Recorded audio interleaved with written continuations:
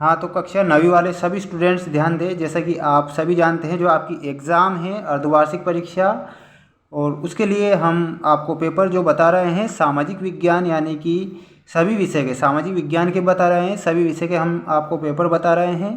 तो जितने भी हम पेपर बता रहे हैं वो वेरी मोस्ट इम्पोर्टेंट प्रश्न हैं जो आपकी एग्ज़ाम में आपको देखने को मिल रहे हैं। 99% प्रश्न छप रहे हैं।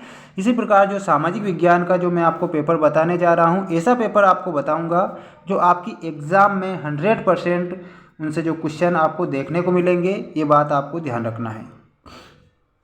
सबसे पहले जानकारी मैं आपको बता दूं, समय आप जानते हैं 3 घंटे का दिया गया है और पूर्णांक है 75 नंबर का।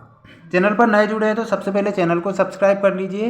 जितने भी पेपर हम आपको बता रहे हैं किसी प्रकार से ये रियल तो है नहीं, और किसी भी प्रकार से और किसी भी यूट्यूब पर आपको रियल पेपर नहीं देखने को मिलेंगे। आपको किसी भी गलतफहमी में नहीं रहना है।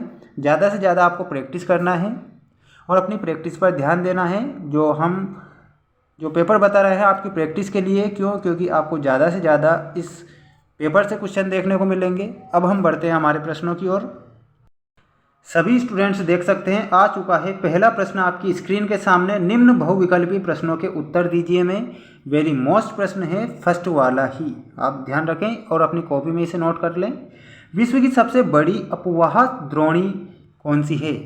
तो आपको जो करेक्ट उत्तर बताना है, अमेजन नदी, गंगा नदी, नील नदी या फिर ब्रह्मपुत्र नदी। तो इसमें आपको विश्व की सबसे बड़ी अपवाह जो श्रेणी है वो कौन सी है, वो आप करेक्ट उत्तर बताएंगे। अमेजन नदी इज़ द करेक्ट उत्तर आपको बताना रहेगा।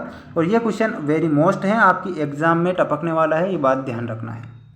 किस स्थान पर भागीरथी और अलकनंदा का संगम होता है? Very most question. वह कौन सा स्थान है जहाँ पर भागीरथी और अलकनंदा नदी का संगम होता है? कहाँ पर ये मिलती है दोनों नदियाँ? उत्तर है रुद्रप्रयाग, देवप्रयाग, सोमप्रयाग या फिर इनमें से कोई नहीं। जो भागीरथी अलकनंदा जो नदियाँ हैं वो कहाँ पर जाकर मिलती है? देवप्रयाग में जाकर मिलती है। आपको करेक्ट उत्तर बताना है देवप्रयाग। और ये ऐसा प्रश्न है जो आपकी एग्जाम में छपेगा, मतलब छपेगा। ठीक, नेक्स्ट क्वेश्चन। इलाहाबाद में किन नदियों का संगम स्थल है? Very most question.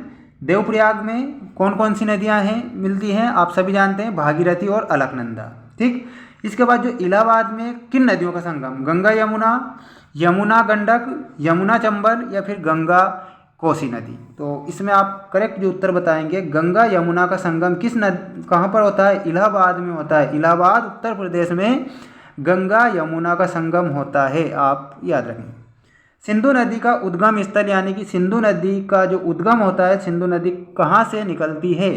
मानसरोवर झील से, गोमुख से, नंदा देवी से या फिर सिंध प्रांत से। तो इसमें आप करेक्ट जो उत्तर बताएंगे, सिंध नदी का जो उद्गम होता है मानसरोवर झील से होता है, सिंध नदी का उद्गम। ठीक, नेक्स्ट क्वेश्चन। निम्न में से कश्मीर का कौन सा शहर झेलम नदी के किनारे बसा है?